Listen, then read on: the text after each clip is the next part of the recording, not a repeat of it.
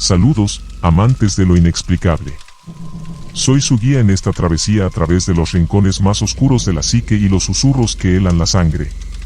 Prepárense, porque esta noche, nos adentraremos en una historia que se tejerá con los miedos más primarios, nacida en el corazón de un hogar mexicano, bañado por la luna de Oaxaca. Acomódense, apaguen las luces y dejen que la oscuridad los envuelva, porque lo que están a punto de escuchar, podría quedarse con ustedes mucho después de que termine. La casa de mis abuelos en Oaxaca siempre había tenido un aire diferente. No era algo tangible, no eran fantasmas a plena luz del día, sino una sensación constante de que algo más habitaba entre sus muros de adobe y tejas rojas. Un silencio más profundo de lo normal en las noches, crujidos inexplicables en la madera centenaria, sombras que danzaban en las esquinas cuando no había razón para ellas. Pero nunca nada había escalado hasta el punto de perturbar realmente la tranquilidad, hasta ahora. Todo comenzó hace unas semanas con mi hermano, Mateo. Siempre había sido el más tranquilo de la familia, el que dormía como una piedra. Pero de repente, las noches se volvieron su peor pesadilla, y la nuestra también. Empezó con pequeños murmullos que mi madre escuchaba desde su habitación contigua. Al principio, pensamos que soñaba, que quizás estaba repasando algo en voz baja. Pero pronto, los murmullos se hicieron más claros, aunque incomprensibles. Palabras sueltas, sílabas sin sentido, como si hablara en una lengua olvidada. Luego vino lo de sentarse en el sillón. Mi madre lo encontraba a altas horas de la noche, la silueta pequeña y tensa en la penumbra del salón. Estaba sentado, erguido, con la mirada fija en un punto indefinido de la pared. No respondía cuando lo llamaban, su rostro inexpresivo, sus ojos vidriosos mirando hacia la nada. Mi padre lo levantaba con cuidado y lo llevaba de vuelta a la cama, donde Mateo volvía a dormirse profundamente, sin recordar nada al día siguiente. Los ruidos en la casa se intensificaron al mismo tiempo. Pasos sigilosos en el patio empedrado cuando nadie salía, susurros apenas audibles que parecían provenir de las paredes, la sensación de que alguien más respiraba en la habitación. La vieja puerta de madera de la entrada comenzó a crujir en las noches sin viento, como si alguien la empujara suavemente.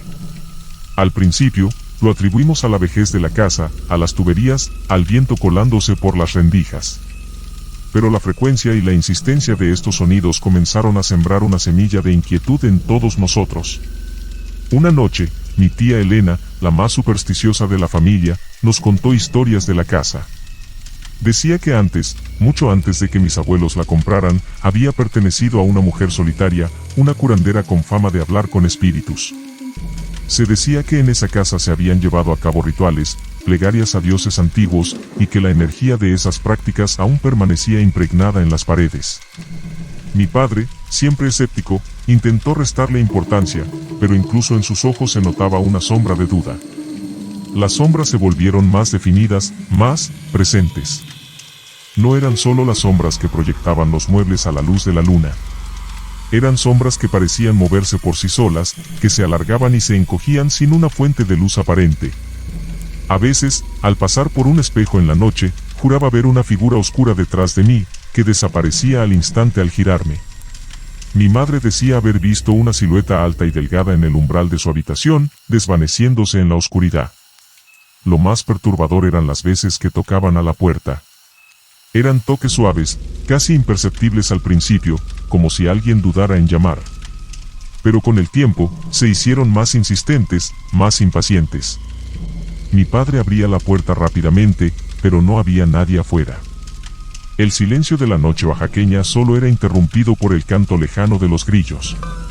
Revisábamos el patio, la calle, pero no encontrábamos a nadie. Y al volver a entrar, la sensación de una presencia invisible se intensificaba. Mateo continuaba con sus episodios nocturnos. Una noche, lo encontré sentado en el sillón, no solo mirando a la pared, sino murmurando algo que pude entender vagamente. Parecía repetir un nombre, una y otra vez. Un nombre que nunca habíamos escuchado en la familia. Lo llamé suavemente, pero él no reaccionó. Toqué su hombro y se sobresaltó, sus ojos llenos de un terror que no era propio de un niño. Me miró fijamente, como si no me reconociera, y luego susurró el nombre de nuevo, con una voz ronca y extraña. Desde esa noche, Mateo ha empeorado. Sus despertares son más frecuentes, sus periodos de trance más largos.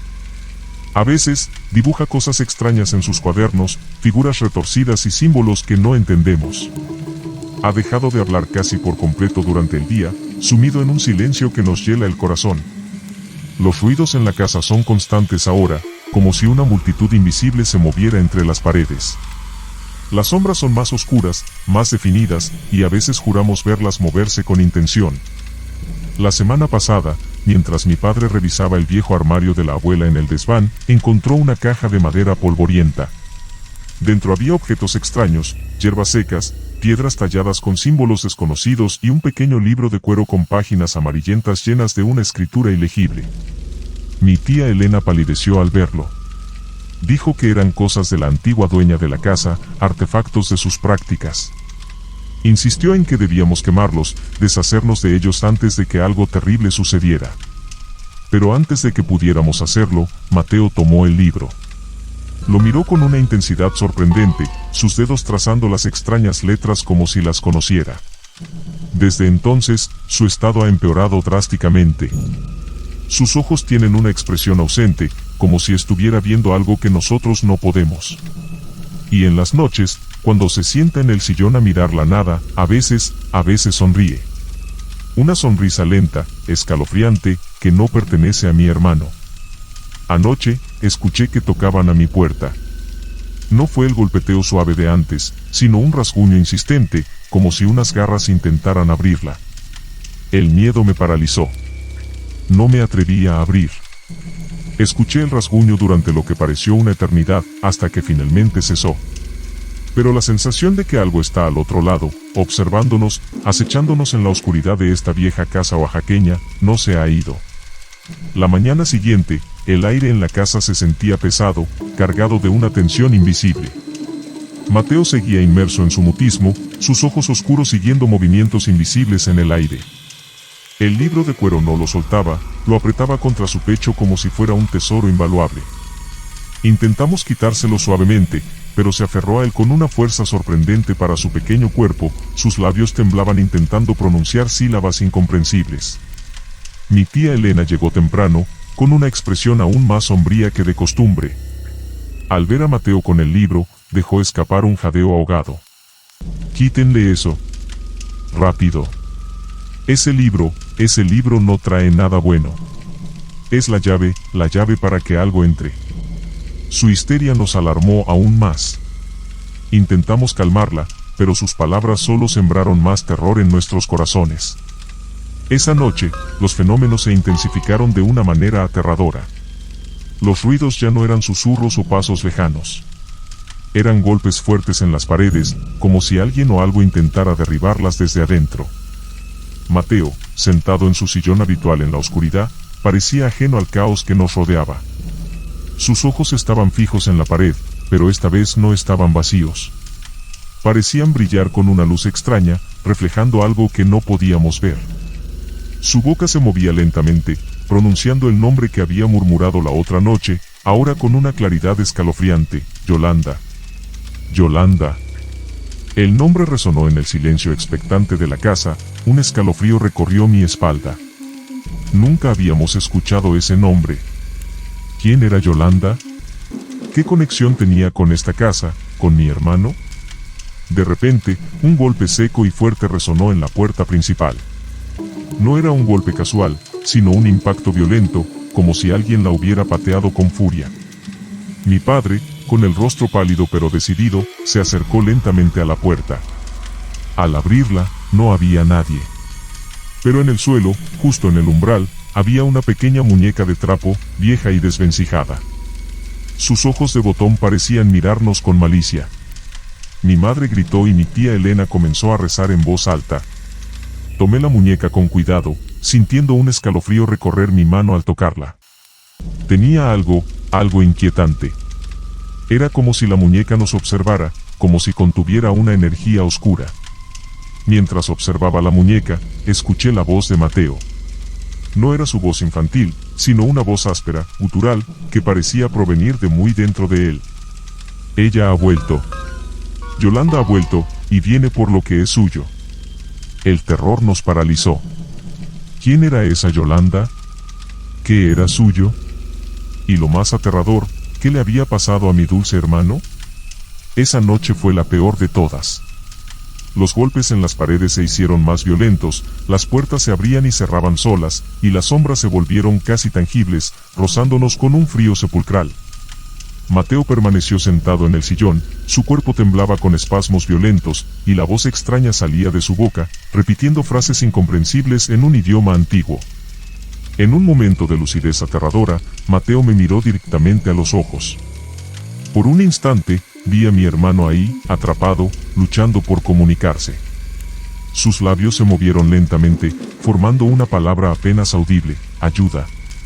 Pero la mirada de mi hermano se desvaneció rápidamente, reemplazada por la expresión vacía y la sonrisa escalofriante que tanto nos aterraba. La voz gutural volvió a emerger de su garganta, más fuerte, más amenazante. Ella está aquí, muy cerca. Sentimos un frío intenso invadir la habitación, a pesar del calor sofocante de la noche oaxaqueña. Una sombra oscura y alargada comenzó a formarse en la esquina del salón, creciendo lentamente, tomando una forma humanoide, pero distorsionada, antinatural. Podíamos sentir una presencia maligna, una energía oscura que nos envolvía, sofocándonos. Mi tía Elena gritó el nombre de santos y vírgenes, mi padre la abrazó con fuerza, y mi madre lloraba en silencio, aferrada a mi brazo. Yo solo podía mirar con horror cómo esa sombra se hacía más densa, más real, mientras la voz de Mateo, ahora completamente ajena, resonaba en la casa. Por fin, después de tanto tiempo. La sombra extendió una mano huesuda hacia nosotros, y en ese instante, la luz de la vela que iluminaba el salón se extinguió, sumiéndonos en una oscuridad total, solo interrumpida por los jadeos y los sollozos de mi familia y la respiración pesada y antinatural que parecía provenir de todas partes. ¿Qué era esa presencia oscura? ¿Era el espíritu de la antigua curandera, Yolanda? ¿Qué quería de nosotros? Y lo más importante, ¿qué le iba a pasar a mi hermano, ahora convertido en un recipiente para algo maligno? La respuesta permanecía oculta en la oscuridad, en el silencio expectante de la vieja casa oaxaqueña, esperando la siguiente noche para revelarse, o quizás para consumirlos por completo. Y bien, viajeros de lo desconocido, hasta aquí llega nuestro relato por esta noche. Los dejo con la piel erizada y la mente inquieta, preguntándose qué acecha en las sombras de ese hogar mexicano. Recuerden, la línea entre la realidad y lo inexplicable es más delgada de lo que creemos. No olviden suscribirse, dejar su comentario y compartir este video si se atreven. Y sobre todo, tengan dulces, o quizás no tan dulces, sueños. Hasta la próxima pesadilla.